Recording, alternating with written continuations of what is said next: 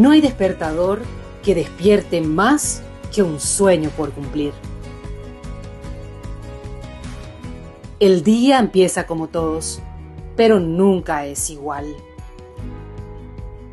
Porque llevar adelante una MIPYME es llevar muchas vidas en una. Es estrategia, números, intuición. Es seguir incluso cuando no sabes cómo va a terminar el día. Pero también es eso, ver que lo que construís transforma realidades.